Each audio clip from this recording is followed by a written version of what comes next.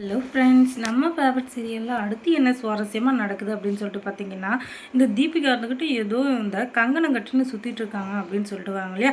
அந்த மாதிரி எப்போ பார்த்தாலும் இந்த மல்லி எப்படி நம்ம சிக்க வைக்கலாம், அவளை எப்படி பழி வாங்கலாம், அவளை எப்படி கொலை பண்ணலான்னு சொல்லிட்டு எந்த நேரமும் அதை பற்றி வச்சுட்ருக்கா. ஒரு போலீஸ் இப்படியாங்க இருப்பாங்க. எப்போவுமே ஒரு போலீஸ்ன்றவங்க மற்றவங்களுக்கு உறுதுணையாகவும் ஆபத்துன்னு வந்தால் அங்கே போய் அவங்கள காப்பாற்றுற ஒரு கடவுளாக தான் இருந்து நான் பார்த்துருக்கேன். ஆனால் இந்த தீபிகா என்னென்னா எப்போ பார்த்தாலும் மல்லியை ஒழிச்சு கட்டுறதுலையே குறியா இருக்கா. அப்படி என்னதான் மல்லி பண்ணாங்கன்னு தெரியலங்க.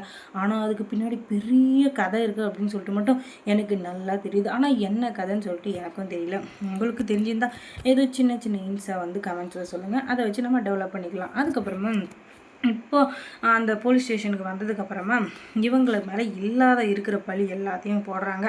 அதுவும் இல்லாமல் முன்னாடியே ஒரு வக்கீலை ஒருத்தரை உட்கார வச்சுருக்காங்க. அந்த வக்கீல் வந்து இந்த செத்து போனான் இல்லையா, இந்த தீபிகாவோட அண்ணன், அவனுடைய வக்கீல், அவனுக்காக தான் பேசுறதுக்காக வந்திருக்காங்க. இந்த மல்லி பண்ண வேலைனால மல்லி சந்தோஷமாக இருக்கணுன்றதுனால இந்த அவங்க அண்ணனை வந்து கொலை பண்ணிட்டா இல்லையா. கொலை பண்ணாலும் தற்கொலை பண்ணாலும், ஆனால் தெரிஞ்சோ தெரியாமலையோ அது முழுக்க முழுக்க அந்த மல்லி தான் காரணம் அப்படின்றது எல்லாருக்குமே தெரியும். அதனால தான் என் அண்ணன் இறந்து போயிட்டான், அதுக்கு காரணமான இவளை சும்மாவே விட மாட்டேன். இத்தனை நாள் நானும் எத்தனையோ இதில் அவளை சிக்க வைக்கணும்னு நினச்சேன், ஆனால் எதுலேயும் முடியல.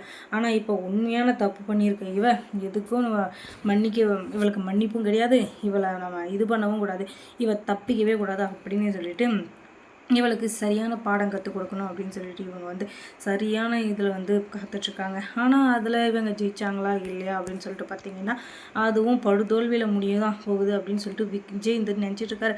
ஆனால் அதுதான் இல்லை. என்னதான் இருந்தாலும் அந்த கொலை உண்மை தான். அந்த கொலை செய்யப்பட்டவர் நம்ம தீபிகாவோட அண்ணன் அப்படின்னு சொல்லிட்டு எல்லாருக்குமே தெளிவாக தெரிஞ்சிச்சு. அதனால் அவனுக்கு சரியான தண்டனை கொடுக்கணும் அப்படின்றதுக்காக கோர்ட்டில் கேஸ் போட்டிருக்காங்க.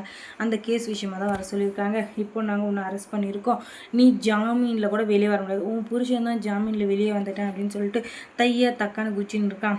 இந்த மாதிரி நீ வெளியே போயிடணும்லாம் நினைக்காத, கண்டிப்பாக அது நடக்காது, நடக்கவும் விட மாட்டேன். இப்போ நீ கோர்ட்டில் உன்னை வந்து கிளின்னு கிழிக்கிற கிளியில் நீயா அந்த தப்பை ஒத்துக்கிட்டு 10 வருஷமோ 20 வருஷமோ ஜெயிலில் போய் சந்தோஷமாக இருந்துட்டு அதுக்கப்புறமா நீ வெளியே வந்தாவா இல்லை அங்கேயே மண்டியை போட்டு அப்படின்னு சொல்லிட்டு பயங்கரமாக மெட்டிருக்காங்க.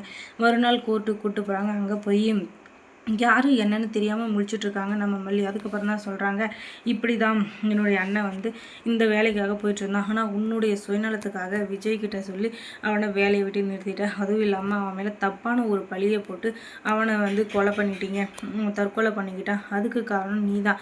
நீ வந்து சந்தோஷமாக வாழணும் அப்படின்றதுக்காக என் அண்ணனை வந்து கொலை பண்ணுறதுக்கு ஒரு தூண்டுகோலாக இருந்து அதனால தான் பழி வாங்கணுன்ற எண்ணத்தில் இப்படியெல்லாம் பண்ணேன் அப்படின்னு சொல்லிட்டு இவங்க எல்லாமே சொல்ல, அதுக்கும் எனக்கும் எந்த சம்மந்தமும் இல்லை, நான் அதுக்கு காரணமும் இல்லை, நீ தப்பாக புரிஞ்சிட்ருக்க, அன்னைக்கு நடந்ததே வேறு. ஒரு உண்மையான மனுஷனுடைய ஒரு உண்மைத்தன்மை வெளியே வர்றதுக்காக அந்த இது பண்ணி கடைசியில் அதில் உங்கள் அண்ணன் தான் பாதிக்கப்பட்டிருக்காருன்னு எனக்கு தெரியாமல் போயிடுச்சு. உண்மையிலேயே அன்றைக்கி வயசான ஒருத்தங்க வந்து எங்கள் ஆஃபீஸில் வேலை செய்கிறவங்க தப்பாக பேசியிருக்காங்க அப்படின்னு சொல்லிட்டு சொன்னாங்க. அதுக்காக தான் அவங்கள என்கொயரி பண்ண போய் கடைசியில் உங்கள் அண்ணன் மாட்டிக்கிட்டாரு, அந்த இடத்துல உங்கள் அண்ணன் வந்திருப்பாரு அப்படின்னு சொல்லிட்டு நான் நினச்சும் பார்க்கல. ஆனால் இப்போ வரைக்கும் அந்த தப்பை செஞ்சது அவர் தான் சொல்லிட்டு நாங்களும் நினச்சிட்டு இருந்தோம். இப்போ தான் புரிய வருது, கொஞ்ச நாளைக்கு அப்புறம் வேறு ஒருத்தர் அப்படின்னு சொல்லிட்டு அவரை வேலையை விட்டு நீக்கிட்டோம். ஆனால் இவருக்கு கொஞ்ச நாளாக வேலைக்கே வரல, அதனால் இவர் ஏதோ ட்ரான்ஸ்ஃபர் வாங்கிட்டு போயிட்டாரோ அப்படின்னு சொல்லிட்டு நாங்கள் நினச்சிட்டு இருந்தோம். ஆனால் இவர் ரொம்ப நாளாக வேலைக்கு வராதனால என்ன பண்ணுறாரு ஏது பண்ணுறாருன்னு தெரியாமல் நாங்களும் அமைதியாக இருந்துட்டோம். இப்போ தான் தெரிய வருது அவர் இறந்துட்டாரு அப்படின்னு சொல்லிட்டு.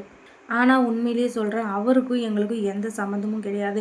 நாங்கள் ஏதோ ஒன்று பண்ண போய் அவர் வந்து தற்கொலை பண்ணிக்கிட்டால் அதுக்கு நாங்கள் பொறுப்பு கிடையாது, அதுக்கான முழு பொறுப்பையும் நாங்களே ஏற்றுக்கிறோம், அவருடைய குடும்பத்துக்கு நஷ்ட ஈடு கொடுக்குறோம் அப்படின்னு சொல்லிட்டு சொல்ல, என்ன கொலை பண்ணிவிட்டு அது சமாளிக்கிறதுக்கு பணம் கொடுக்க பார்க்குறியா, இது தானே உங்கள் புத்தி, பணக்கார புத்தி காட்டிங்க பற்றியா, நீ என்ன தான் பணம் நகைன்ட்டுன்னு கொடுத்தாலும் அதெல்லாம் எங்களுக்கு தேவைப்படாது, ஏன்னா எங்களுடைய உயிர் வந்து போயிடுச்சு, அந்த உயிரை உன்னால் திரும்ப கொடுக்க முடியுமா, அதுக்கு நிகராக உன் உயிரை எடுத்தால் தான் என்னுடைய அண்ணனுடைய ஆத்மா சாந்தி அடையும் அப்படின்னு சொல்ல, ஒரு உயிருக்கு உயிரை எடுக்கிறது தான் வந்து யுத்தம் அப்படின்னு சொல்லிட்டு அதுதான் நீதி அப்படின்னு சொல்லிட்டு பார்த்தீங்கன்னா இந்த உலகத்தில் எத்தனையோ கொலைகள் நடக்குது, ஆடு மாடு கோழி கொக்கு காடை கௌதரின்னு எல்லாமே நடக்குது, அதுக்கு நிகராக மனுஷ உயிரை தான் எடுக்கணும்னா இந்த உலகத்தில் மனுஷங்களே இருக்கவே மாட்டாங்க அப்படின்னு சொல்லிட்டு இவர் ஒரு டைலாக் சொல்ல அப்படியே சண்டை பெருசாக வளர்ந்துக்கிட்டே போகுது. அதுக்கப்புறம் ஜட்ஜ்மெண்ட் கொடுத்தாங்களா கொடுக்கலையா அப்படின்றத நீங்கள் தெரிஞ்சுக்கணுன்னா முதல்ல நம்ம சேனலை சப்ஸ்கிரைப் பண்ணுங்கள், அதோட பக்கத்தில் இருக்க அந்த பெல் ஐக்கானை கொஞ்சம் கிளிக் பண்ணி விடுங்க. தேங்க்ஸ் ஃபார் வாட்சிங்.